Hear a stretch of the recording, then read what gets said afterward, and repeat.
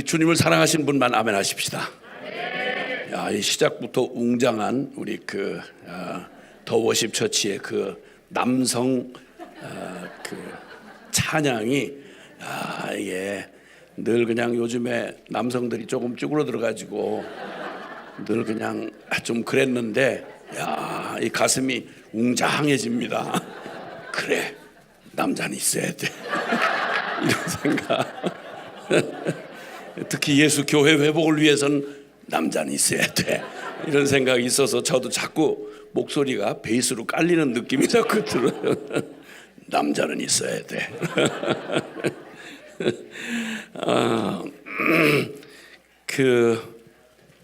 말씀을 이렇게 구하면서 2023년 작년 1월에는 예수 교회 회복을 위한 복음 학교를 했더라고요.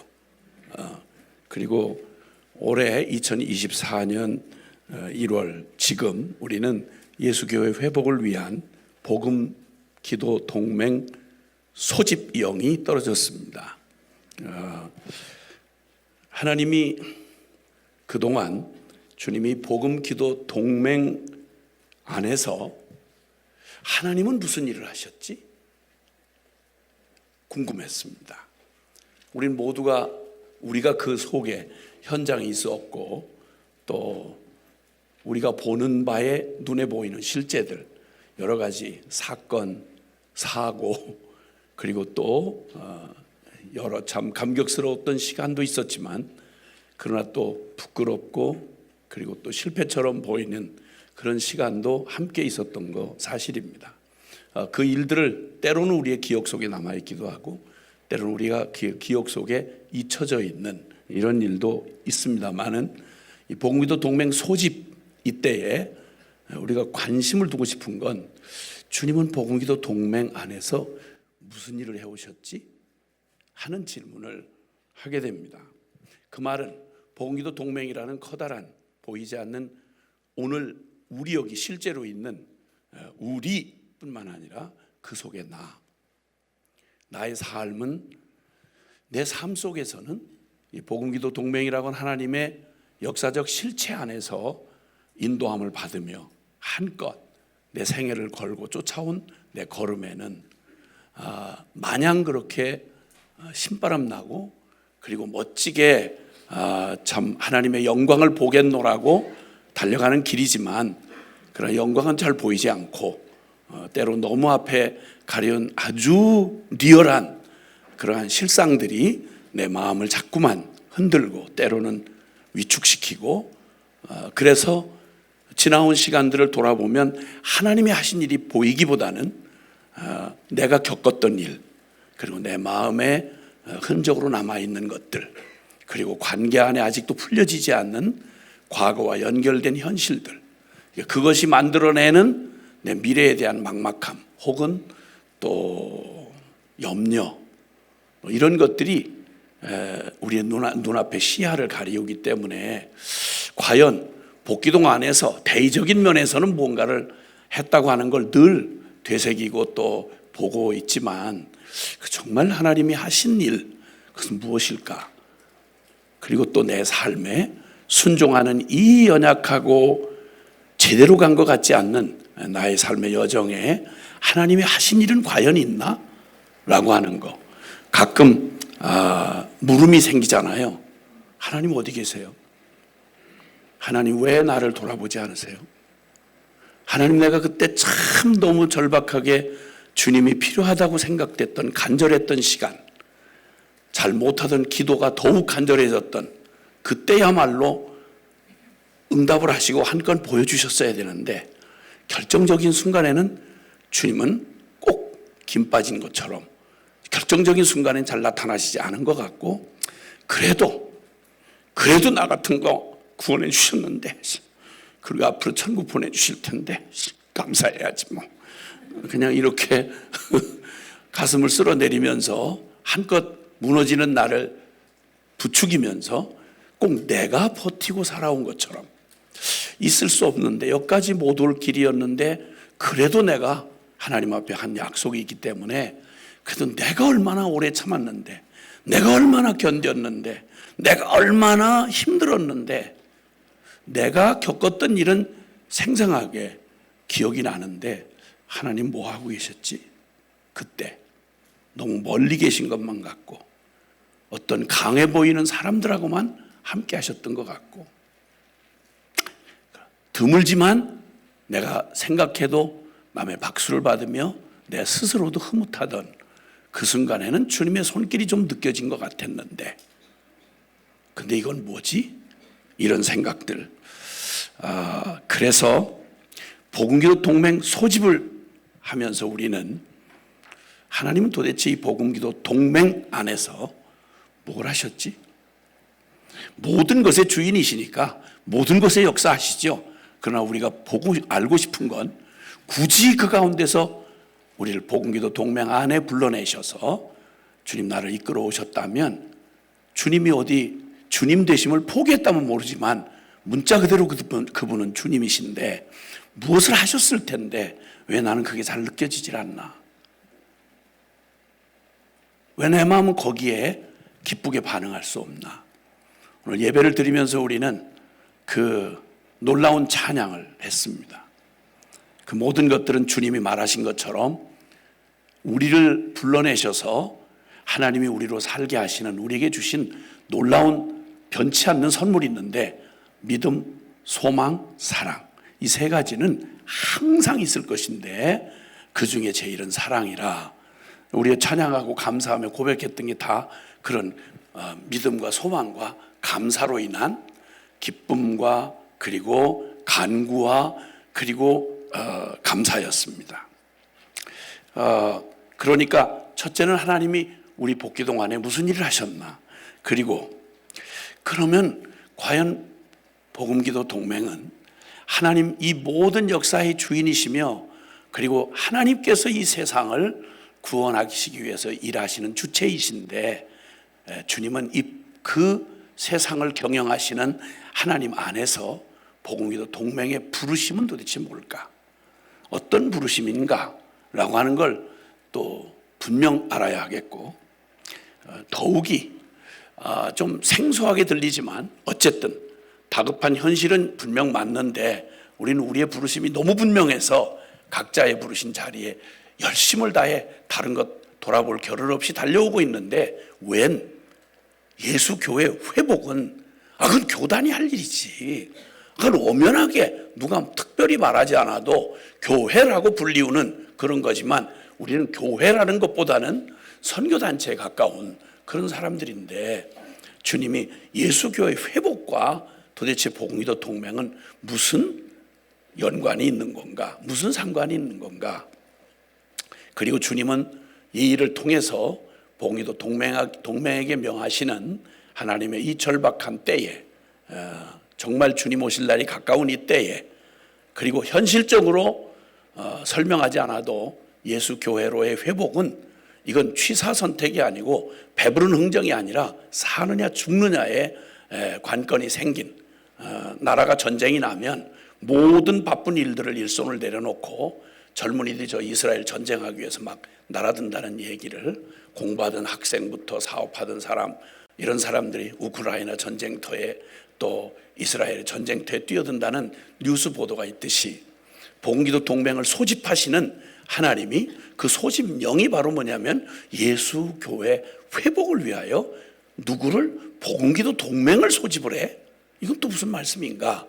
이런 질문에 대하여 주님이 답해 주시기를 또 물론 그간 계속해서 말씀해 오시고 결론 붙잡고 달려온 거 사실이지만 그러나 이걸 우리 모두가 다 함께 공유하도록 주님이 말씀해 주시는 이런 은혜를 구하면서 말씀을 구했는데 이제 주님께서 오늘 그 첫 시간 하나님께서 우리 예배 이 시간은 사실은 오늘 방송도 다 참여하고 계시는 분들도 다들 방해받지 않고 잘 듣고 계시겠죠. 그리고 또 조금 늦게 오시는 분들도 요건 꼭 같이 들어야 되겠는데 하는 마음이 꼭 있어요. 그래서 어떻게 하든지 함께 좀 이 말씀을 좀 나눴으면 좋겠다 하는 생각이 듭니다. 자, 빌립보서 2장 12절부터 18절까지 말씀을 같이 함께 좀 보시도록 하겠습니다. 빌립보서 2장 12절부터 18절까지 한 목소리로 같이 시작. 그러므로 나의 사랑하는 자들아, 너희가 나 있을 때뿐 아니라 지금 나 없을 때에도 항상 복종하여 두렵과 떨림으로 너희 구원을 이루라.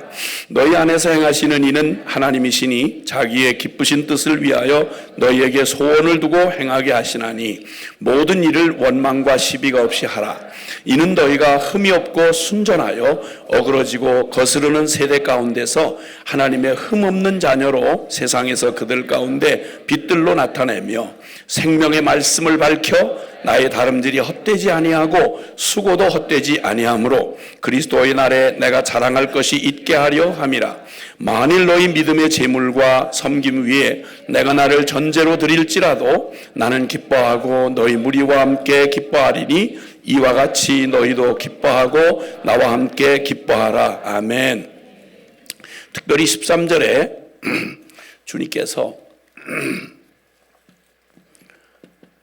너희 안에 행하시는 하나님, 이렇게 주님이 선포하고 계십니다.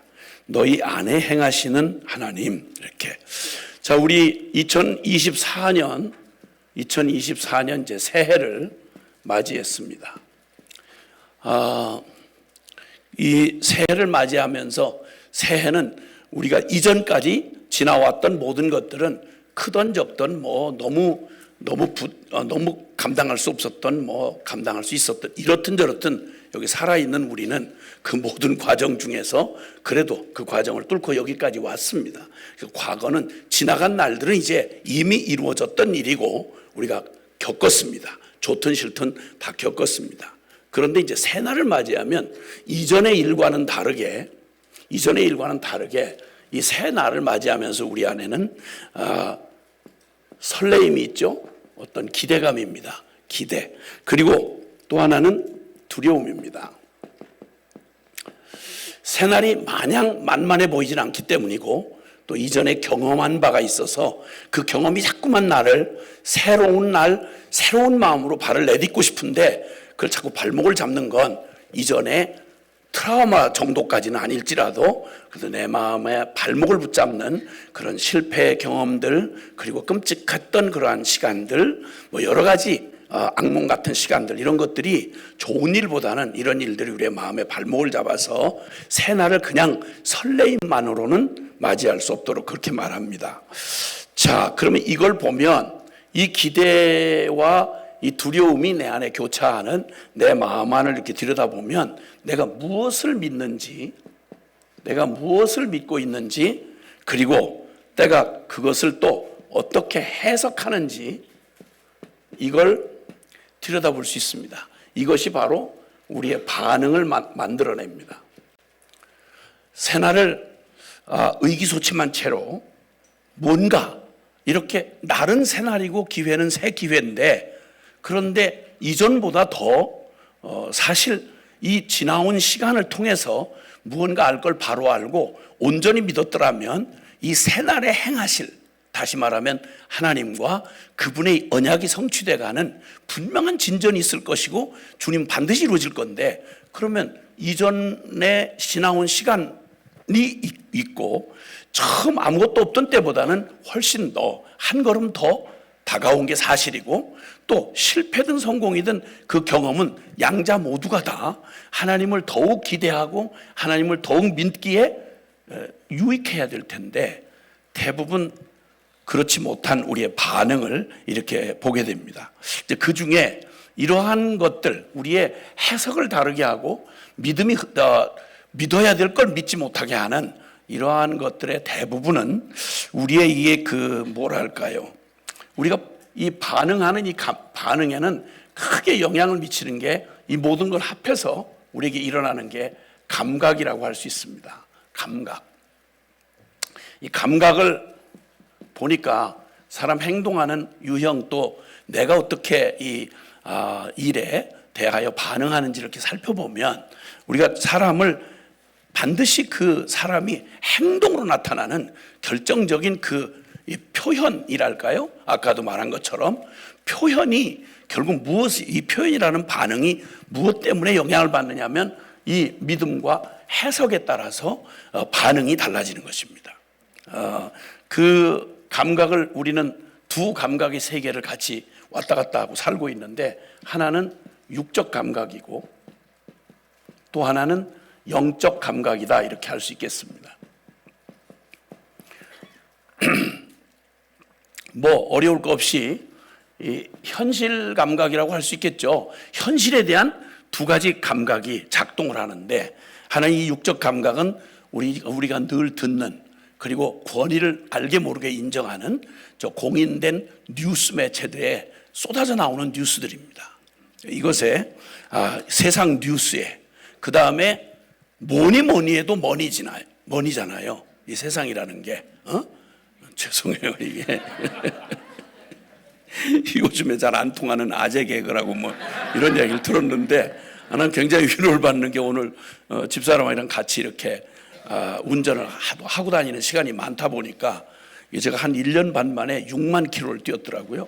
그러니까 적지 않게 다니는, 이게 무슨 어디 방문 판매하러 돌아다니는 이런 장사꾼이 한 다음에 뭔 이렇게 이상하게 먼 지방으로 일정을 자꾸 주님이 이렇게 하셔가지고 하여튼 이렇게 다니는 그 긴 시간 생각을 해보세요. 늘 같이 살고 늘 화제가 뻔한데 둘이서 이제 그 뭐 별짓을 다 해요.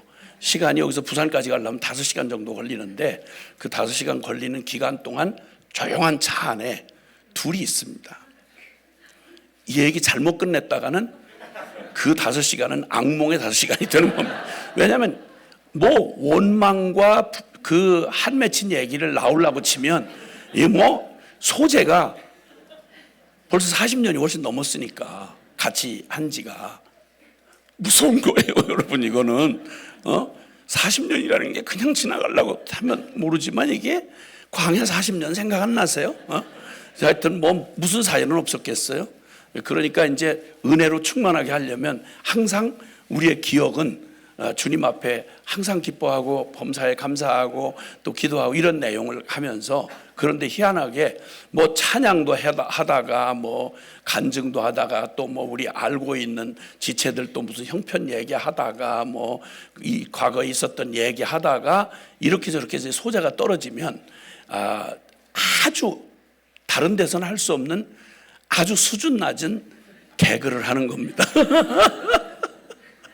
그런데 문제는 너무 반응을 잘해주는 거예요. 그래서 정신이 돌아오면 이거 절대 밖에 나가서는 하지 말자. 이건 우리끼리 하는 거지. 이 얘기하면 아재 개그를 지나서 이건 뭐 진짜 이건 큰일이다. 그런데도 그렇게 어처구니 없는 얘기인데도, 진짜 재미가 하나도 없는 얘기인데도 다른 소재가 없으니까, 그러니까 그냥 뭐라도 웃기려는 노력 자체만 해도 웃긴 거예요, 그냥. 그래서 그걸 가지고 막 웃고 뭐 이러면서 그래도 상당히 그래도 위로를 받고 왔는데, 역시 현실은 냉엄하다는 사실을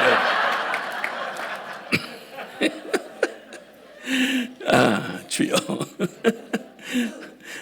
무슨 얘기하다 잊어버렸. 지금 육적 감각 얘기했나요? 뭐니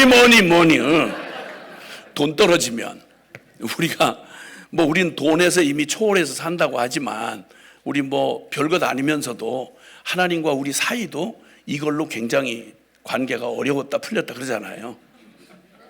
왜 허락 안 하시냐 이거야. 왜? 뭐냐 이거야. 아니 이만큼 헌신했고 이 정도 저 중심을 보셨으면 그 다음에는 최소한 뭐 다른 거 달라고 그랬어? 기본적인 생활비, 기본적인 거, 이거 기본적인 거 왜 이렇게 피를 말리듯이 이러시는 거야? 이쯤 경험하셨으면 미리 좀 어느 정도 얘들이 크게 나쁘게 쓸 건 아닌 것 같다 그러면 적어도 1년 건 아니래도 한 달 거를 뭐 선납해 주시고, 그리고 하면 덜 애절하고 덜 간절할 텐데, 이게 뭐야 이게 지금 10년이 넘도록 그냥 이 생활을 하는데 그냥 계속 주여 머니 이렇게. 이 육적 감각은 따로 얘기 안 해도요, 교회, 선교, 목회 뭐 무슨 선한 일, 선이고 악이고 상관없이요, 돈 문제 딱 걸리잖아요. 굉장히 민감합니다. 아무리 신령한 얘기를 하다가도 돈 문제 딱 걸리면, 돈 문제만 나오면 현실로 확 돌아갑니다. 현실 감각이 너무 빨라집니다. 돈 떨어지면 무슨 일이 생길지를 아니까. 이 감각이 굉장히 따로 개발할 필요가 없어요. 자, 세상에 일어나는 수많은 뉴스, 전쟁, 지진, 해일, 재난, 수많은 정치, 무슨 상황, 이런 거에 이렇든 저렇든 세상을 저거하고 떠나왔다는 우리인데도 불구하고 가끔 듣는 것만 해도 우리의 마음에 금방 영향을 미칩니다. 그리고 뭐니 해도 또 사람 떠나면, 내가 믿고 잘 교제하던 사람 관계가 좀 소원해졌다거나, 뭐가 옳고 그른지는 알겠는데 이상하게 내가 관심에서 멀어지는 듯한 느낌이 들거나, 아니면 내가 소외된 듯한 느낌, 이건 사실하고는 별로 관계가 없습니다.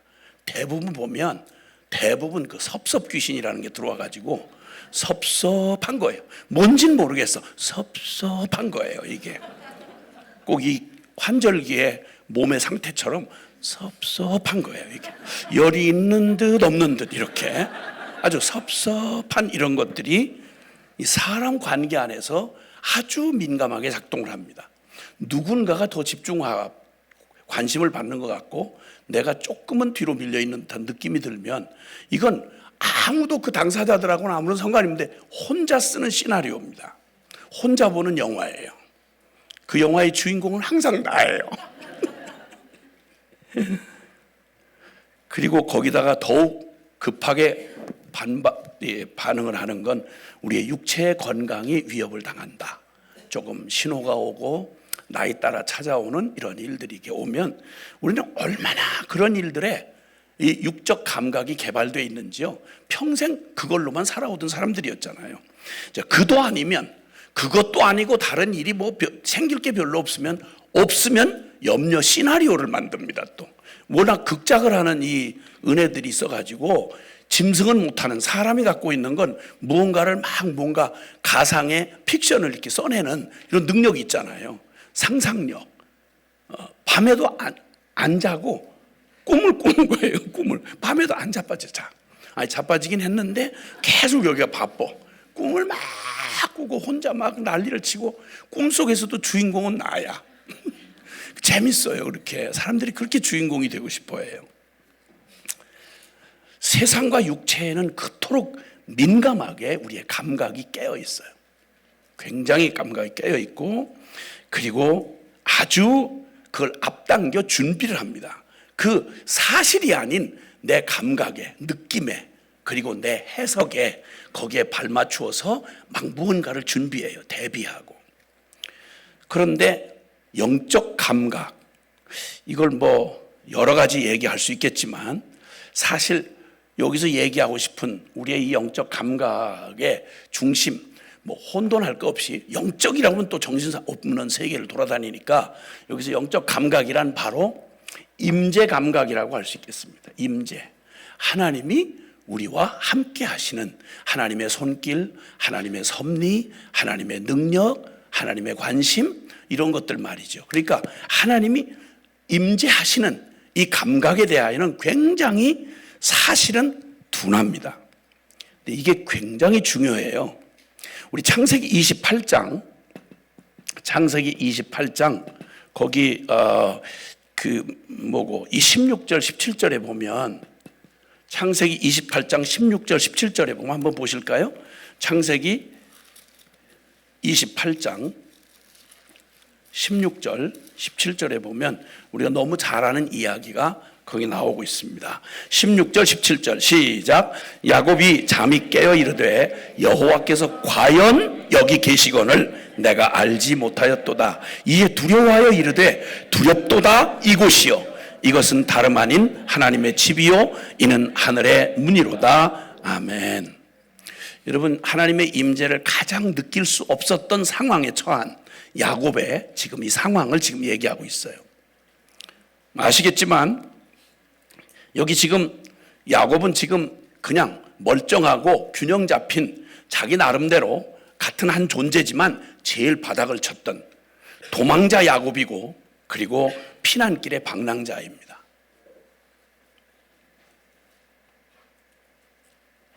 그리고 자기 홀로 외롭게 도망의 길을 가고 앞은 전혀 보이지 않습니다. 그 꼴이 너무너무 처참합니다. 그 10절에 야곱이 브엘세바를 떠나 하란으로 향하여 가더니, 그냥 도피하러 가는 거예요. 무슨 사명으로 가는 게 아니고 도피하러 가는 거예요. 브엘세바는 바로 그 조상인 이삭, 그 부모님의 가정, 약속의 그 믿음을 따라 떠돌이니까 그 부모님 계시는 데가 거기가 자기 약속의 터예요. 근데 거기에서 쫓겨나가지고 도망쳐서 목숨을 구하려고 도망치다가 가다가 무슨 인가도 없이 빈 한 곳에 이르러 해가 졌는데 루스라고 하는 광야 한복판입니다. 거기다가 베개를 할 게 없으니 한 돌을 취하여서 베개를 삼고 거기 초라하게 누웠습니다. 풍찬 노숙이죠. 바람과 그 추위가 한기가 몰려오는 광야 한복판에 아무도 없는 곳에 멋있는 자랑스러운 무슨 금의하는 길도 아니고 뭔가 큰 야망을 가지고 가는 길도 아니고 그냥 도망자예요. 아버지 속이고 형 속이고 맞아 죽을까봐 토끼는 겁니다. 도망자의 길이고 아무런 보장이나 그리고 의지할 만한 눈앞에 의지할 만한 현실이 아무것도 보이지 않아요. 자, 그리고 어쩌면 눈물이 흐르다가 말랐을 그 잠이 든 그 밤에 거기 루스라고 하는 광야, 그 척박한 그 땅에 그 광야만큼이나 척박한 자신의 꼴, 물론 이게 그냥 되어진 일은 아니고요. 하늘의 장자의 축복을, 쉽게 말하면 장자의 축복을 구하다가 생긴 일이에요. 주제는 거창했습니다. 하나님의 약속을 따라 장자의 축복이라고 하면 직접적인 지금의 표현으로 말하면 쉽게 말하면 복음의 영광을 위하여 부름받은 바 된 거창한 복음의 어마어마한 복음으로 열방을 유업으로 받는 어마어마한 부르심을 받은 거죠. 그리고 그것 구한다고 한 것이 내 최선을 다한 결과가 아니나 다를까. 주제는 너무 영광스럽고 높은데 그걸 담아낼 그릇이 너무 천박해서 내 수준만큼 그저 주제만 거창한 걸 얘기하고 뭐 이러다 보면 자꾸만 누구의 모습하고 자꾸 겹쳐지는 거예요. 그렇죠? 누가 떠오르고 자꾸 겹쳐지잖아요. 비슷하다야 처지가 이런 생각이 들잖아요. 어마무시한 복음의 그 완전한 복음, 이 복음으로 선교 완성과 세계 복음화를 꿈꾸며 하나님 나라가 이 땅에 임하는 그 세상을 유업으로 주리라는 어마어마한 부르심은 받았는데, 그리고 그 가슴 떨리는 인생 일생일 때에 모험을 했는데 그날 이후로 뭔가 제대로 된 건 하나도 없고 그냥 완전히 거꾸로 그 부르심과는 전혀 반대로 가는, 그것도 남 탓할 것도 없고 내 꼬라지가 그대로 드러나서 그렇게 거창한 주제와 점점 멀어지는 불가능한 내 현실. 아, 이제 끝났구나. 어쩐지 내게 너무 과하더라. 너무 수준이 차이가 나더라. 아, 그냥 은혜 받을 때 계산할 줄 모르고 그냥 뜨거운 가슴 하나 믿고 그리고 뛰어들었는데 가면 갈수록 산 넘어 산이 기다리고 제일 절망스러운 건 내 꼴이 잠깐 드러나는 저 루스 땅에 그저 돌베개하고 누워 홀로 도망자요 그리고 방랑자로 누워있는 자기의 모습이었던 거죠. 그때 말입니다. 주님께서 그 비참한 상황에 잠이 든 그에게 꿈에 하늘이 연결된 사닥다리가 보이고, 그리고 여호와께서 그 위에 서서 나는 여호와다. 너희 조부의 아브라함의 하나님이요 이삭의 하나님이라. 네가 누워있는 땅을 내가 너와 네 자손에게 주리니.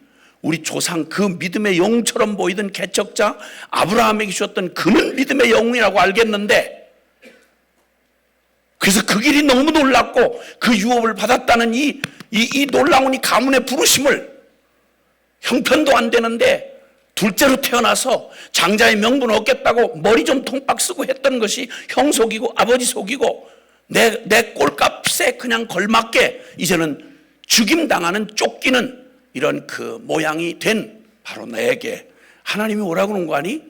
너 지금 여기 이 꼴, 도망자요, 방랑자요, 미래가 안 보이고 자기의 처참한 절망 가운데 거기 누워 잠들어 있는 바로 그 척박한 광야 같은 실패자 야곱에게 가장 아무리 최선을 다해도 하나님이 거기에 함께 계신다.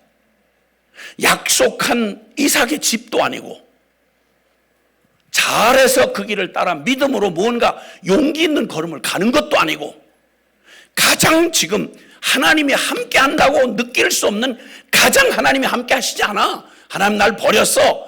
난 틀렸어. 난 포기할 수밖에 없어. 라고 하는 그 자리에 그때에 그냥 너무도 그냥 현실적 감각으로 완전히 그렇게 비참하게 누워있던 그에게 하나님이 뭐라고 말씀하는 거 아니? 난 오늘 갑자기 내가 당한 이 자리가 갑자기 있는 자리가 아니야.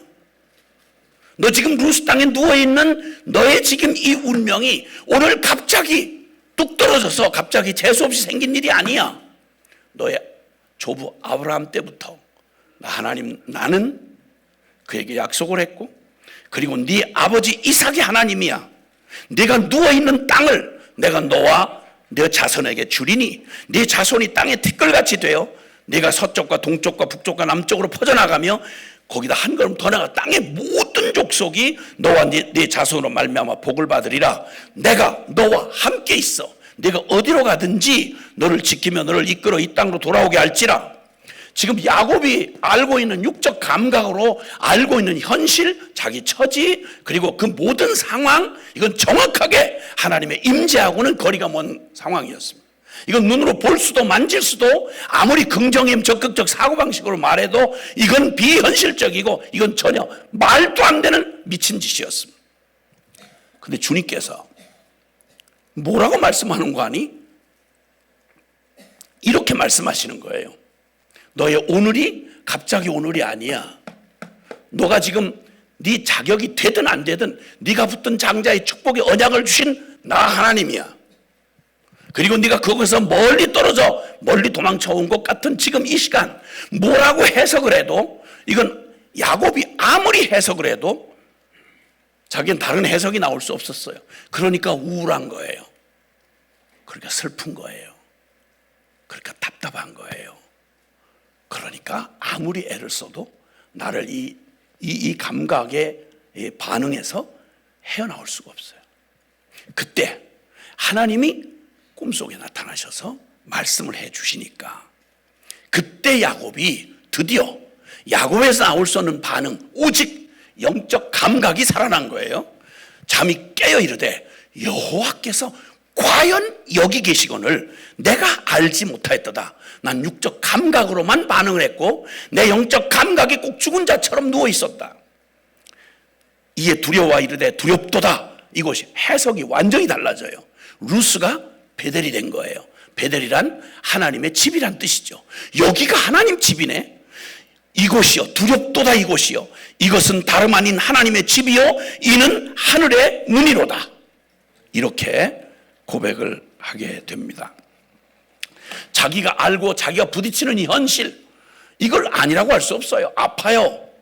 외로워요. 추워요. 두려워요. 사실이에요. 이걸 사실을 무슨 병든 사람 병자처럼 정신병자처럼 아니라고 부정하는 거 아니에요. 그런데 똑같은 현실을 부딪히는데 육적 감각만이 사실이 아니고 영적 실제는 더욱 사실인 거예요. 알 걸 바로 알게 될 때 영적 감각이 살아나면 해석이 달라지고 반응이 달라지는 거죠.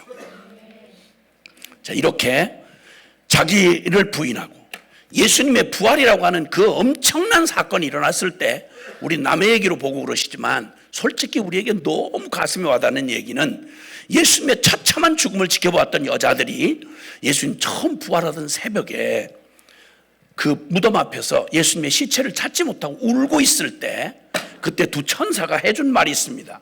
어찌 산 자를 죽은 자 가운데 찾느냐는 거예요. 우린 지금 뭘 보고 있는 거죠? 예수님, 살아계신 예수님을 역사 속의 치열한 사실, 실제, 육적 감각으로 그분은 너무나 처참하게 싫지 않은 모든 유대의 권력을 통해서, 그 유대 종교의 권력을 통해서 정확하게 국가 사범으로 몰려서, 종교 사기꾼으로 몰려서, 거짓 그리스도로 몰려서 처형을 당한 게 분명하고, 그리고 죽어 장사되어 묻히는 과정을 처절하게 알고 있어요. 고통이고 두려움이고 절망이고 아픈 거예요. 그 사실만이 사실이 아니라 그때 천사들이 알려준 말은 울고 다른 걸 기대하지 못하니까, 지금 만약 시신이 보이지 않았다 그러면, 제일 영적인 감각이 살아있었더라면, 그러면 무슨 반응을 했을까요? 와, 정말 살아나셨나 봐. 어디 가신 거야? 주님 보여주세요. 진짜 말씀한 대로 살아나셨네. 이렇게 해야 영적으로 반응하는 거잖아요. 왜냐면 그 전에 계속 그 얘기를 하셨거든. 죽은 지 사흘 만에 내가 부활할 거라고. 근데 이건 신학적인 지식으로, 죽은 지식으로만 남아있는 거예요. 우리가 항상 반응하는 건 복음의 지식이 아니에요. 우리가 감각하는 거예요. 무엇으로 감각하느냐는 거예요. 너무나 똑똑해요. 역사 분석, 상황 해석 정확하게 해요. 그리고 정확한 이유로 어려워하고 우울증 걸리고 싸우고 분열하고 그리고 이상한 짓 하는 거예요. 한 가지만 아는 거예요. 그래서 가장 중요한 건 그거보다 더 큰 사실, 그걸 감각하는 걸, 더 큰 사실, 그건 그 모든 현실이 사실이지만 그 사실보다 더 큰 사실은 하나님이 함께 하신다는 거예요. 그 속에 함께 하신다는 사실이에요. 알려면 제대로 알라는 말이에요. 똑똑하려면 제대로 똑똑하라는 말이에요. 헛똑똑하지 말고. 그러니까 영적 감각이 살아나서 너희가 어찌 산 자를 죽은 자 가운데 찾느냐. 그 누가복음 24장 바로 5절에 나와 있는 얘기죠. 그리고 동일하게 25절에 27절은 유명한 엠마오로 가는 제자들에게 예수님이 직접 나타나셔서 아야 현실로도 보여주셨어요. 얼마나 마음에 믿음이, 영적 감각이 죽어 있는지 현실로 부활한 주님이 나타나서 함께 걸어가면서 얘기를 하시는데도 예수님 아닐 거야. 그럴 리가 없어. 너무 처참하게 죽으셨어. 부활했다는 그 빈 무덤을 봤다는 여자들의 말을 듣고도 지금 엠마오로 그냥 내려가는 거예요. 그때 이 마음이 완악하고 이 더디 믿는 자들아 하고 부활한 주님이 책망을 하시고 그들 2명을 발 질질 끌고 내려가는 그 2명을 위해서 따로 그냥 집회를 하셨어요. 복음학교를 하셨어요. 하루 종일. 그리고 마지막 순간 그 가슴이 뜨겁고 막 영적 감각이 살아나는데도 그 믿음의 불신의 껍데기가 안 벗겨지니까 여전히 예수님이 부활했다고 받아들이기를 어려워하는 그들에게 마지막 처방은 먹이는 거였습니다. 이번에 복음기도 동맹 소집, 여기에도 기대할 만한 건 식사 때마다 역사상 복음기도 동맹 역사상 없었던 뷔페를 캐더링으로 이렇게 계속해서, 누구도 이게 음식 만드는 것 때문에 여기서 저거 하는 분이 없도록 그렇게 하는 놀라운 일을 결정하고, 그리고 우리는 계속해서 남이 갖다 주는 걸 누리는 복음기도 동맹들은 늘 대회를 해도 마냥 뒤에서 이거 하느라고 대회장에도 못 들어오고 고생하신 분들이 태반인데, 이번은 여러분을 주역으로 해서 이렇게 주님이 먹이시는 전략을 쓰시는 건, 이건 우리의 감각을 이해하신 주님께서 어쨌든 이렇게 해서 사실, 그래서 우리가 보면 우리가 지금 놀라운 건 더 확실한, 아주 크고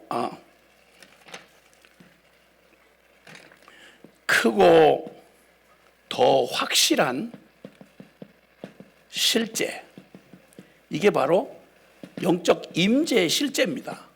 하나님이 우리와 함께 한다고 하는 것에 대한 감각입니다.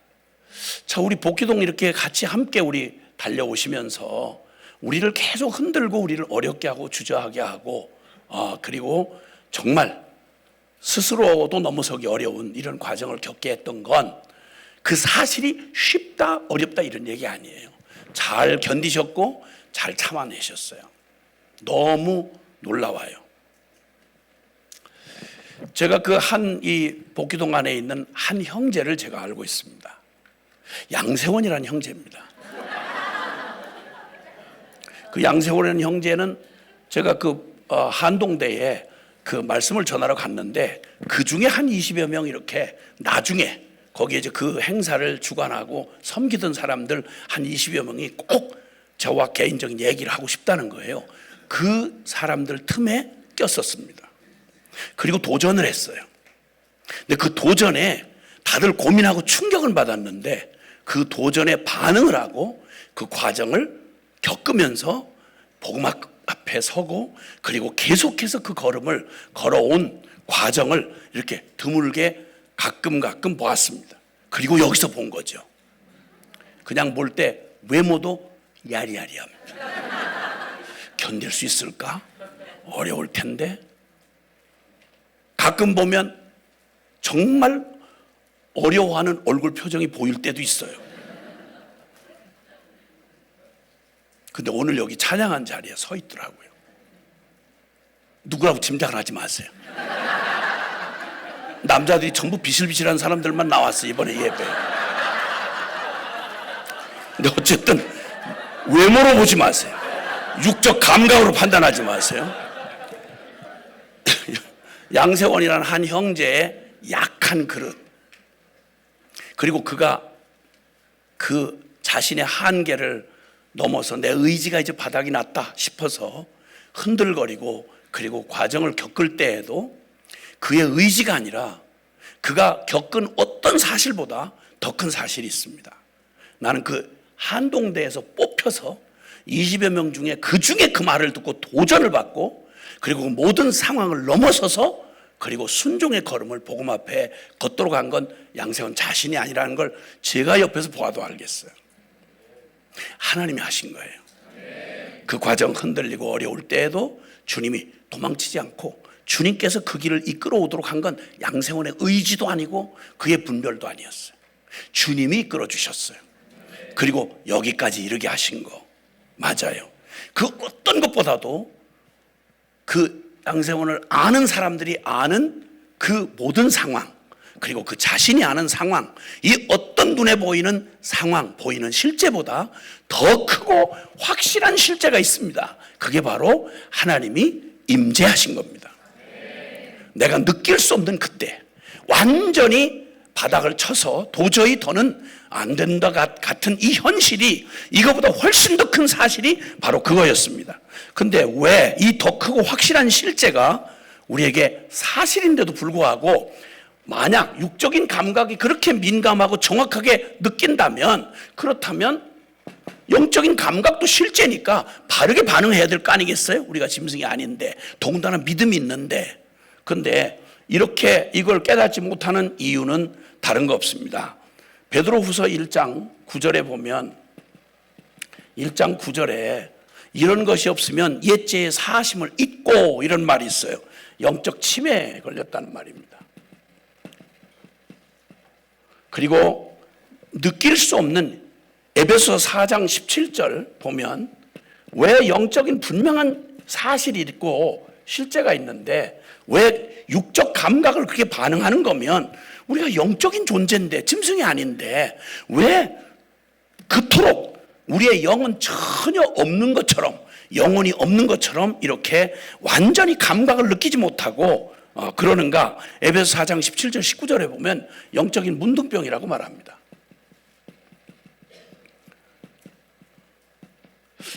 영적인 건 느끼기가 어려워서 힘들어서 그건 특별한 영적인 분들에게만 가능한 거죠. 과연 그런지 한번 보겠습니다. 우리에게 얼마나 우리의 감각이 우리가 맞이하는 이 모든 상황에 개발되어 있는 이 육적인 감각, 이건 태어나면서부터 허물과 죄로 죽어 태어났던 우리는 육적인 감각에 너무너무 그냥 그게 전부인 양 살아왔던 거죠. 그런데 우리의 영혼 안에 일하시는 주님은 누구에게도 주님께서는 모든 이 땅의 영혼들을 사랑하셔서 하나님은 지금까지 예배당 안에 있는 우리만 아니라 모든 영혼들에게 일해오고 계세요. 그런데 에베소 4장 한번 보실래요? 에베소 4장.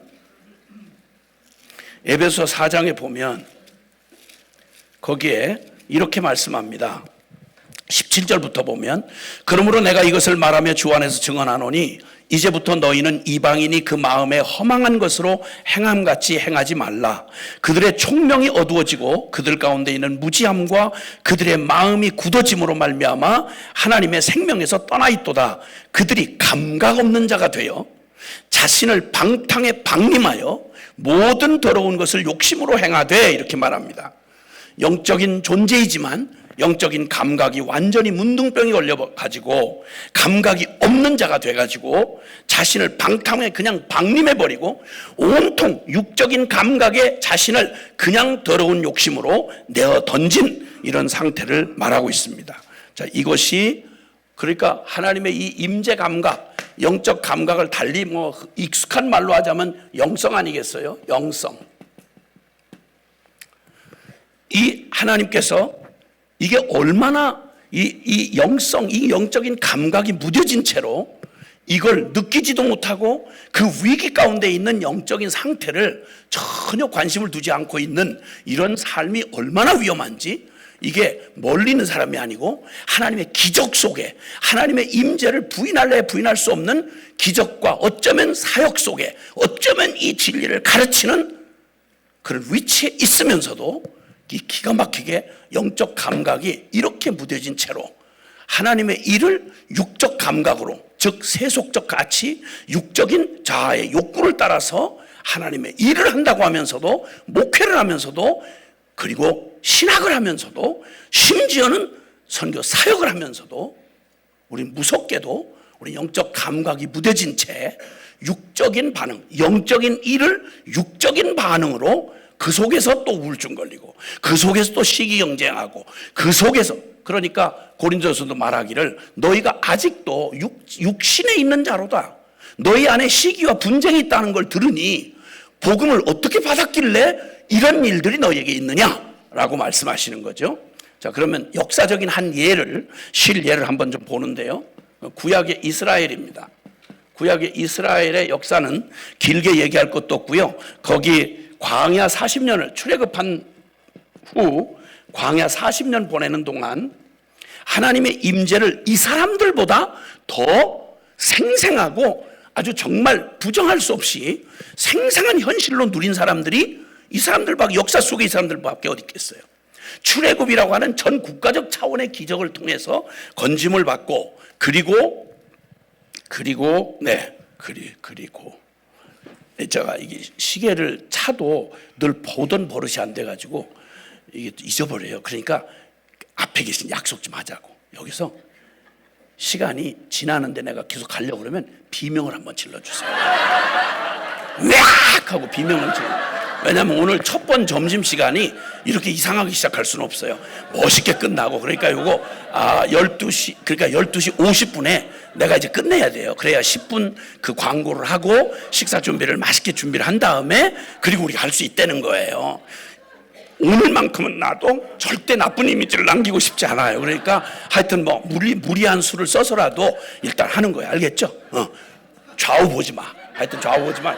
근데 만약에 1분이 남았는데 비명을 지른다거나 내가 용서하지 않을 거예요. 그때는 지금 얼마나 지금 각오를 하고 하는데 거기서 1분을 깎아 말이 다른지. 그러니까 절대 그렇게 안 하는 거예요. 자, 아무리 시계를 저기서 빛나고 있어도 이게 안 보여. 이제 부담이 될 때는 올라오시면 올라와 보세요. 이게 보통 부담이 아니에요. 이게 진짜 우리 주님이 신명기 1장 31절에서 33절에 보면요, 이들 광야 40년 그들이 출애굽을 하고 광야에 나와서 그들이 걸어가는 동안 하나님이 어떻게 임재하셨는지를 신명기 1장 주님이 직접 말씀을 하세요. 신명기 1장에 보면 거기에 이렇게 말씀하세요. 신명기 1장 그 30절부터 보면 31절부터 보면 광야에서도 너희가 당하였거니와 사람이 자기의 아들을 아는 것 같이 너희 하나님 여호와께서 너희가 걸어온 길에서 너희를 안으사 이곳까지 이르게 하셨느니라 하나 이 일에 너희가 너희 하나님 여호와를 믿지 아니하였도다. 그는 너희보다 먼저 그 길을 가시며 장막 칠 곳을 찾으시고 밤에는 불로 낮에는 구름으로 너희가 갈 길을 지시하신 자이시니라.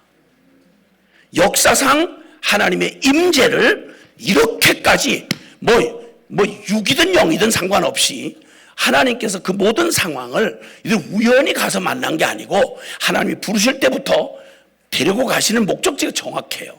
그리고 그 광야 길에 여기 표현하신 대로 아비가 아이를 아는 것 같이 너희를 안아서 이 광야 길을 걸어오게 하셨다는 거예요. 그리고 너희보다 먼저 그 길을 가시며 장막 칠 곳을 하셨기 때문에 장막 못 쳐서 밤에 못 자고 막 방황했다는 얘기 없잖아요. 낮에는 구름기둥, 밤에는 불기둥으로 텐트 속에 성막을 취하셔서 함께 그들과 텐트에 거하신 하나님, 그 하나님이 그들과 노중에 같이 있다는 걸 눈으로 보도록 항상 성막이 그 중심에 있고 앞서 행하고 구름기둥, 불기둥, 거기에다가 매일 쏟아지는 기적, 매일 아침 만나를 먹었다고요. 반석의 생수를 마셨다고요. 그런데 여기 뭐라고 그래요? 32절에 이는 너희가 너희 하나님 여호와를 믿지 아니하였도다. 이들이 먹은 만나는 뭘까요? 귀찮다는 거예요. 생각하기 싫다는 거예요. 우리 복귀동 지금까지 아시는 대로만 이렇게 십수년을 지나오는 동안 여기 인위적으로 무언가를 모금 활동을 하거나 생산 활동을 하거나 우리가 살아가고 사역을 섬기는 일에 여러분 보이지 않게 이거 없이 이루어질 수 없잖아요. 이거 누가 이걸 했다고 할 사람 아무도 없어요. 진짜 하나님의 조용하지만 너무 평상처럼 40년을 365일 매일 없다가 갑자기 한번 생기면 기적처럼 느껴지는데 이게 기적도 반복이 되면 일상이 되는 거예요. 일상이 되는 거예요. 심장 멎었다가 한번 뛰어보면 그러면 이건 기적이에요. 심장 멎었는데 마비가 왔는데 뛰었다. 이건 기적이에요. 근데 이 기적 같은 심장이 정확하게 고장난 심장도 기적이면 그럼 고장 안 나고 엄마 뱃속부터 시작해서 죽을 때까지 정확하게 어떤 상황 속에서도 정확하게 이 심장이 규칙적으로 뛰고 힘있게 그 모든 상황을 이겨낼 만큼 뛰어줬다는 거야말로 기적 중에 기적이잖아요. 근데 반복하면 일상이 되는 거예요. 그리고 마음에 두기를 싫어해요. 그냥 된 거 아니에요? 그럼 그냥 매일 만나 내리는 거 아니에요? 하나님이 뭐 해줬어요? 무슨 기적을 했어요? 우리 싫다 이거예요. 기적이구나 말이고 싫다 이거야. 광야 자체가 싫다 이거야. 자꾸만 우리한테 해라 말아라 율법 가지고 자꾸 짜증나게 하는 저 모세가 싫다 이거예요. 우리 애굽으로 돌아가겠다는 거예요. 못 봐서도 아니고 못 느껴서도 아니에요. 하나님의 임재를 감각하지 못하는 이 영적인 상태는요 정상이 아니고 이건 완벽하게 반역이에요. 주님 말씀하잖아요. 그리고 나중에 하도 생난리 발광을 치니까 출애굽기 33장에서 보면 33장에 드디어 그들의 발악이 나타나는데 출애굽기 33장 보면 그 이전까지 신의 산에서 주님이 그 놀라운 불 가운데 음성을 들려주시면서 이보다 하나님의 임재를 어떻게 더 표현하겠어요? 그 말씀을 주셨는데 40일 금식기도하고 십계명 돌판을 받아가지고 내려왔더니 난장판 개판을 치고 난리도 아닌 거예요. 안 보인다는 거예요. 모세가 안 보인다는 거예요. 모세가 안 보이면 모세를 불러가신 하나님이 지금 산 위에서 지금 미팅을 하고 계시는데 임재가 눈에 보이는데 발악을 하는 거예요. 누가 이랬다고요? 아브라함 자식들이. 누가요? 모세와 함께 역사에 아무리 문둥병 걸리고 치매를 걸렸다고 해도 영적인 게 이게 정상적으로 하면 이거는 있을 수가 없는 아주 의도적으로 반역적이고 이 영적인 감각 자체를 거부하는 하나님의 임재를 거부하는 이 무서운 죄성이 이들을 이 무섭게 몰아간 거예요. 그러니까 하나님의 임재를 잊어버린다. 하나님의 임재를 못 느끼고 산다는 건 자연스러운 게 아니고요. 굉장히 심각한 영적 질병이라는 사실에 대해서 지금 우리에게 보여주시는 거예요. 그러니까 그들이 이 난리를 치고 송아지 우상 만들고 난리를 쳤을 때 주님이 하신 말씀이 있어요. 그 핵심이 뭔지 아세요? 좋다. 그러면 너에게 그냥 주님께서 이것들을 버리겠다 이러시니까 모세가 울며불며 중보를 했어요. 그때 주님의 대답은 좋다. 어차피 육신 주어진 육적 감각으로 사는 놈들이니까 그들이 원하는 땅 주고 돈 주고 먹을 거 주고 그리고 그냥 이 땅에서 먹고 싸고 죽을 때까지 그냥 허락된 대로 가나안 땅까지 데려가 주겠다. 먹여주겠다. 그럼 한 가지, 딱 한 가지. 너네가 그렇게도 부정하고 싶어 했던 하나님의 임재, 나는 너희와 함께하지 못하겠다. 다른 거 다 주겠다. 집 주고 돈 주고 건강 주고 성공 주고 다 주겠다. 그러나 한 가지 딱 거룩한 내가 이 목이 곱고 패역한 이 백성들과는 끝까지 영적 감각을 거부하고 하나님의 임재를 반역하는 이들과는 그들 소원대로 내가 두고 같이 안 가겠다.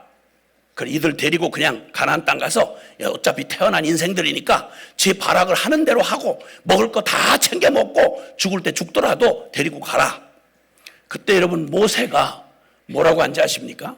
바로 그 구절입니다. 출애굽기 33장 거기 15절 16절에 이렇게 울며 하나님 앞에 부르짖습니다. 하나님, 이스라엘을 세상 나라와 이 민족을 이 백성을 세상 나라와 구별하심이 뭐 때문에 구별하셨습니까? 왜 특별하게 삼으셨습니까? 덩치가 큽니까? 뭐가 쓸만합니까? 이것들 뭔가 좀 나아서 그러셨습니까? 천지에 아무런 차이가 없는 똑같은 죄인들이요 똑같이 소망 없는 자들인데 단지 하나 이스라엘을 구별하심이 하나님이 우리와 함께 하시는 거 아니겠습니까? 복귀동을 구별하신 가장 두드러진 복귀동이 하는 일, 조직, 그 뭔가 성과 이 어떤 것보다도 이 모든 것하고 비교할 수 없는 가장 절대적이고 분명한 사실 하나는 하나님이 우리와 함께 하신 거 아닙니까? 아무리 명분이 좋고 아무리 명철하고 아무리 대단한 전략을 가지고 굉장한 사역을 한다고 해도 하나님이 함께 할 수 없다면 인간 누구 똑똑해서 통박 가지고 조직력 가지고 그냥 눈에 뵈는 거 이런 거 잘 하는데 설교 멋있게 하는데 굉장한 신학적인 깊이로 어마어마하게 깊이 파는데 엄청난 성령의 역사로 아니 굉장한 기적도 나타내는데 근데 그들은 하나님의 임재에 관심이 없어. 온통 너무 똑똑하고 너무 잘 조직되어 있고 그러니까 주님이 말씀하는 거예요. 천하 만민 중에 이스라엘이 하나님의 교회가 은총 입은 줄을 무엇으로 알겠습니까? 그건 하나님이 우리와 함께 하는 거 아니겠습니까? 복음도 동맹된 저와 여러분에게 하나님 앞에서 은총 입었다는 게 뭐죠? 건강한 몸입니까? 아니면 대단한 실력입니까? 위치입니까? 누가 박수 쳐주는 거 이름 알려진 겁니까? 이것처럼 불쌍할 게 어디 있겠어요? 만약 하나님이 함께 하시는 사실을 모른다면 영적 감각이 죽어서 늘 하고 나면 하나님이 하셨지만 나를 통해 했다는 거죠. 나 없었으면 그게 어떻게 되겠냐는 거예요.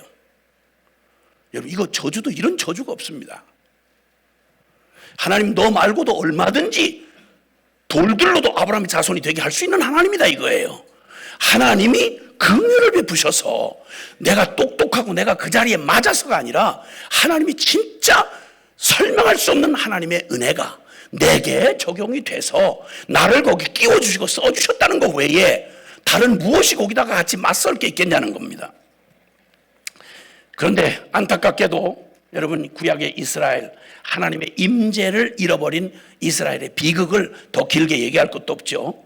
사사기 2장 10절에 여호수아와 그와 함께한 자들이 돌아가매 땅 다 차지하고 나라를 건국해 놓은 그 세대가 한 세대가 반짝 믿음으로 순종을 하고 난 다음 그 후의 세대는 모든 걸 다 가진 세대는 그들은 여호와도 그의 행하신 일도 알지 못하였더라.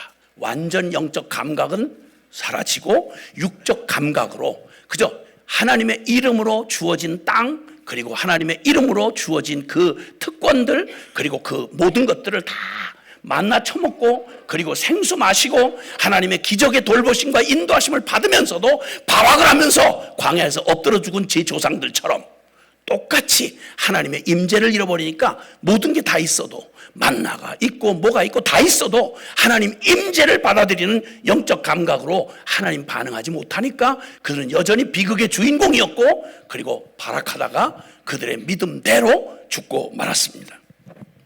결국은 나중에 시대가 흐르고 이스라엘에 다시 한번 말기 증상이 발작을 해가지고 바벨론 포로를 눈앞에 두고 있을 때, 그때 예레미야 2장 13절은 다른 말도 안 합니다. 이 백성이 내 앞에 두 가지 악을 범하였다. 그러니까 모든 죄의 열매가 뭐 어마어마한데 그걸 끌어모아서 그 죄의 근원을 딱 하면 두 가지 죄를 범했는데, 첫째는 생수의 근원 대신 하나님 나를 버린 것과, 그리고 자기 스스로 판 웅덩이를 팠는데 저축지 못할 터진 웅덩이를 하나님 대신 지 육적 감각으로 안전빵을 위해서 준비해오는 터진 웅덩이를 죽으라고 파고 평생을 그 짓 하다가 결국 거기서 목말라 죽더라. 이게 내 백성 이스라엘이 두 가지 악을 저지른 거다. 이렇게 진단을 받았습니다. 자, 그러면 두 번째, 신약교회는요, 구약은 그렇다고 하고 신약의 교회는 어떨까요?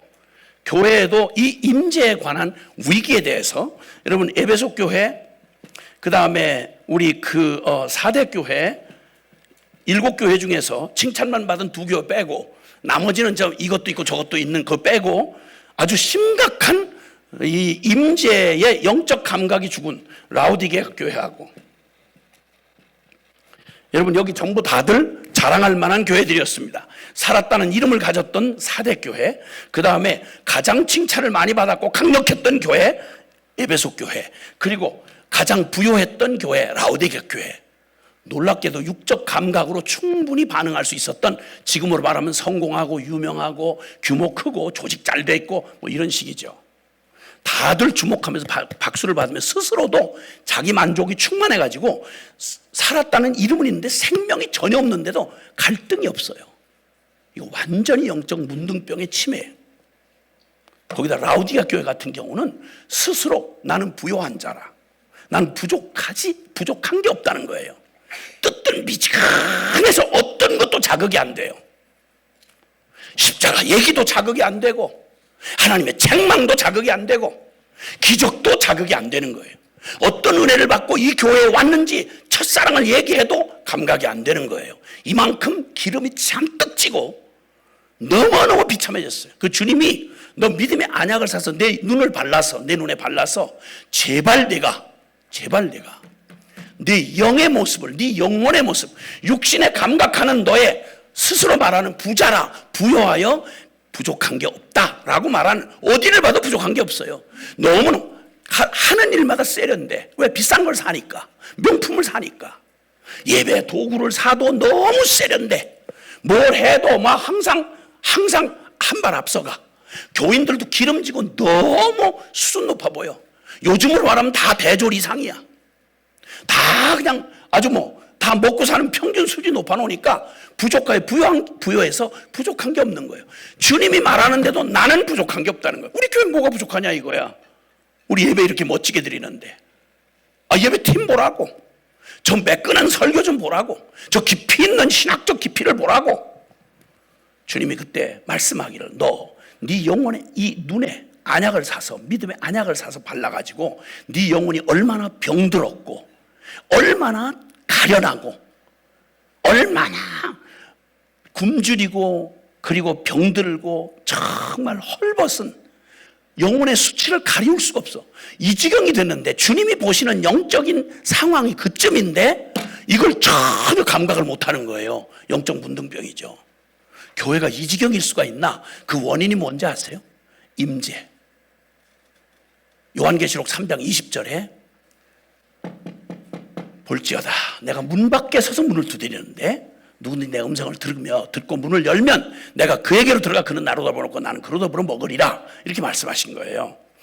여러분, 그 이 놀라운 교회 안에 모든 게 다 갖춰 있는데 스스로 아무리 생각해봐도 부족한 게 없는데, 근데 놀랍게도 주님이 함께 하시는 사실을, 하나님 함께 하고 계시잖아요.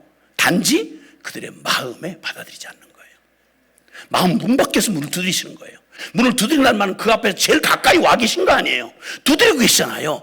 제발 들으라고. 내가 너와 함께 있다고. 너를 책망한다고. 내가 가슴이 아프다고. 내가 너를 사랑하고 싶다고. 근데 딱 아야 벽을 치고 마음의 문을 딱 굳게 닫고는 노래를 해요. 찬양을 하는데 이 마음 심령 속에 찬양보다 더한 감격과 감사가 있어야 이게 표현하는 찬양이 찬양이잖아. 아닌 거예요. 헌금을 해요. 근데 감사와 감격이 없어. 말씀을 듣고 분석해요. 그런데 그 말씀이 내 심령에 파고들도록 마음을 열고 회개하고 이러지 않는 거예요. 너무 많이 들어서, 너무 많이 10번, 20번 계속해서 복음을 들어가지고 더 이상 자극이 안 되는 거예요. 육적 감각은 기가 막히게 살아있어요. 섭섭 귀신이 들어가고, 난 뭐야? 저 사람 왜 날 저렇게 봐? 이 거룩하고 위대한 부름하고는 전혀 맞지 않는 지독한 이 영적 감각을 잃어버리면 본능적, 육적 본능으로 진짜 육적인 열매를 맺을 수밖에 없어요. 나. 패당 짓고 내 말 잘 따라주는 사람들 거기에 함께 이러고. 자, 이 교회가 이런 위기가 정말 윌리엄 부스의 말처럼 20세기의 교회의 위기는 예수 없는 기독교, 성령 없는 종교, 하나님 없는 정치, 십자가 빠진 신학,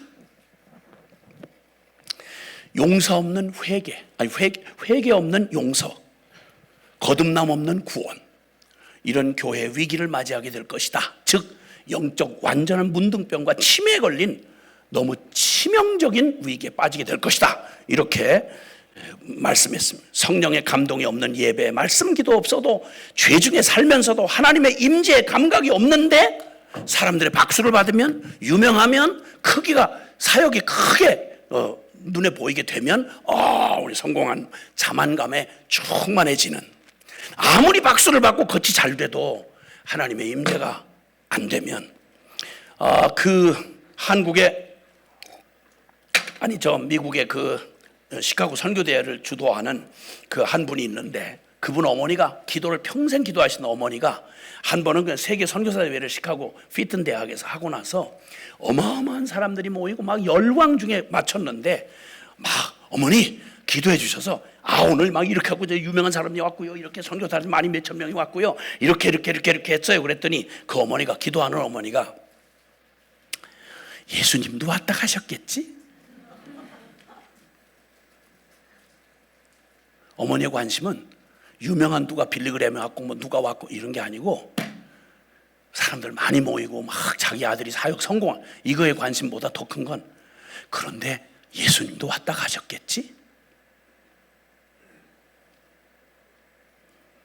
우리 복음기도 동맹 안에 우리가 행한 모든 자랑스러운 모든 일들, 그 감격스러운 순간들 속에 너무 잘하셨어요, 너무 수고했어요, 이번 멋졌어요, 대박이에요, 히트 쳤어요, 예수님도 거기 계셨겠지. 루스 땅에도 하나님이 함께 있었다는 이 만고불변의 진리를 깨닫는 순간, 영적 감각이 살아나는 순간 거기가 베델이었습니다. 아무리 어렵고 실패하고 어려운 것 같은데 지금까지 지내온 모든 시간 속에 그 사실이라고 칩시다. 어떻게 해석하셨죠? 우리 복귀동을 어떻게 해석하는 거죠? 근데 거기에 하나님이 함께 하신 거예요. 그 어떤 현실적인 사건과 그리고 사람과 역사가 있었다고 해도 그보다 더욱 분명한 사실은 주님이 하신 거예요. 주님이 이끌어오셨고, 주님이 인도하셨고, 그리고 주님이 결국 열매를 맺게 하실 거예요. 그러니까 우리는 상황에 반응하지 않고, 어떤 상황이 실패처럼 보이고 정말 낙심할 것 같은 상황에도 우리는 믿음으로 감사하며 기뻐할 수 있는 거예요. 왜? 나는 실패해도 그분은 하실 테니까. 내 연약함 다 아시는 주님이 날 쓰셨으니까. 할렐루야. 그리고 첫 번째가 크고 확실한 실제였다면, 두 번째가 바로 너희 지금 너희 안에 행하시는 하나님. 여기 빌립보서 2장은 우리에게 말씀합니다. 빌립보서 2장 본문에, 자, 빌립보서 2장, 시간이 5분밖에 안 남았죠? 와우, 네. 저 감각이 살아있습니다. 네. 빌립보서 2장 우리 13절에 시작. 너희 안에 행하시는 이는 하나님이시니 자기의 기쁘신 뜻을 위하여 너희에게 소원을 두고 행하게 하시느니라. 아멘. 지금 너희 안에 어떤 사실보다 분명한 사실을 기억해라. 내 영적인 감각이 지금 살아있는지 점검해 보세요. 여러분, 내가 맞이하는 어떤 사람이나 환경이나 그리고 처지나 결과보다 더 분명한 사실은 아침이 되면 해가 하늘 중천에 떠올라서 아무리 안개가 앞을 가리고 구름이 두껍게 비구름이 우리를 막고 있어도 분명히 아는 거는 지금 낮이면 저 태양이 하늘 중천에 분명히 떠 있다는 사실. 할렐루야. 하나님이 우리와 함께 한다는 사실은 이거보다 더합니다. 그러므로 주님이 함께 한다는 사실, 내 안에 행하고 계시는, 내 안에 복기동 안에 행하셨던 일, 그 중에 가장 놀라운 일이 뭐냐면 너희 안에 하나님이 너희 안에 너희에게 소원을 두고 행하게 하시느니라. 아멘. 거룩한 소원은 그냥 생기지 않습니다. 아까 양형제의 이야기를 했는데 그 양형제 안에 거룩한 소원을 두신 건 그에게서 나온 일이 아닙니다. 그 거룩한 소원을 그 모든 과정을 지나면서도 하나님의 마음에 소원을 두고 행하게 하신다. 제일 큰 놀라운 일은요, 지금 제가 아는 바대로 여러분과 저와 여러분이 이 속에 있으니까 자화자찬하는 게 아니고요, 우린 자랑할 게 아무것도 없어요. 얼마나 많은 부끄러운 고민을 했고 얼마나 망설임이 있었는지 여러분이 다 아시잖아요. 근데 결국은 하나님이 내 안에 그 어떤 염려, 근심, 두려움보다도 갈등보다도 결국은 하나님이 내 안에 멈출 수 없는 소원을 두셔서 말도 안 되는 하나님 나라의 부흥과 선교 완성을 위해서 주님 앞에 아무것도, 월급도 없고 보장도 없고 미래도 없고 눈에 보이는 육적 감각으로 보기에 아무것도 아닌데 내가 무슨 믿음이 대단하다고 나를 이 길까지 걸어오게 하셨나? 누가 한 거죠?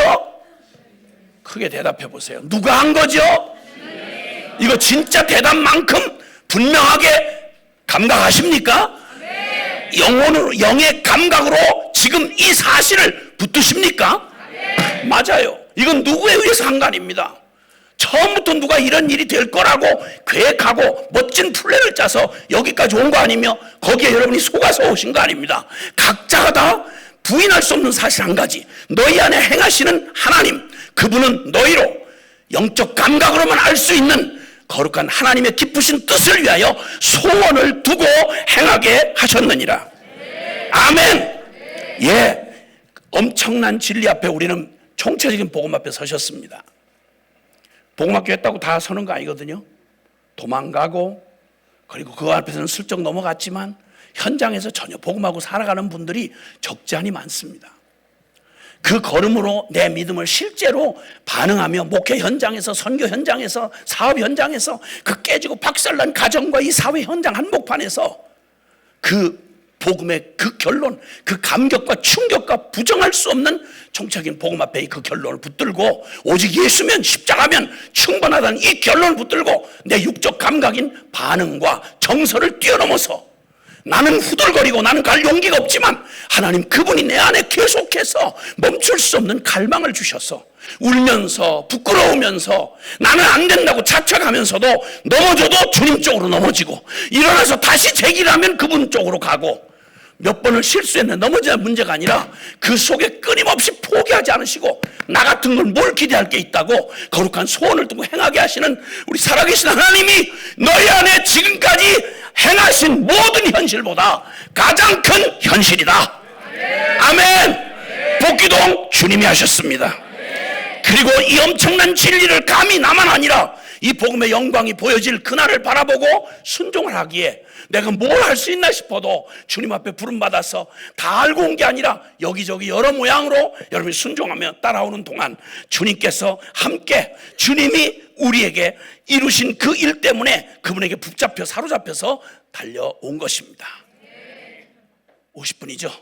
비명 지르기 전에 내가 끝내겠어요. 더 할 얘기를 남겨놓았지만 그럼 여기까지. 여러분 회개할 마음 생기지 않으세요? 마음이 아프더라고요. 저도 말씀을 준비하면서 주님 이렇게 신실하셨군요.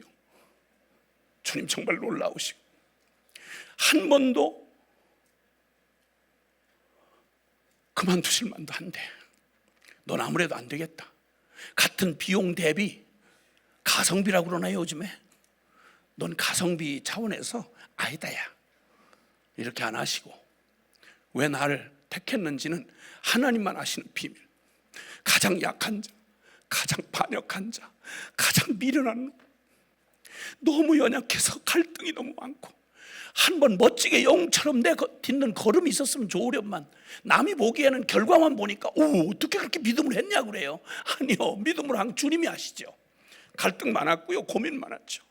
근데 선택이 이거밖에 없기에 육적인 감각이 나를 목을 졸라올 때 주님 앞에 오직 하나, 물러설 수 없는 한 소원을 두셔서 너희 안에 행하시는 주님이 그러하시니 너 항상 복종하여 두렵고 떨림으로 하나님이 그 놀라운 부르심을 이루어 가시도록 네가 할 일은 이미 10년 지나갔으면 묵은댕이처럼 이미 다 아니까 다 아는 그 끔찍한 영적인 일을 포장하고 육적인 감각으로 살아가는 이런 자 되지 말고 두렵고 떨림으로 처음 감격하여 주님 앞에 두렵지만 정체적인 복음 앞에 주님 앞에 감격하고 헌신의 서약서를 내밀며 주님 앞에 갈 보장이 없는 나를, 나도 나를 못 믿는 나를 주님 앞에 감히 들여 순종의 길을 걸어갔던 그날 첫사랑 잊지 말라는 거예요.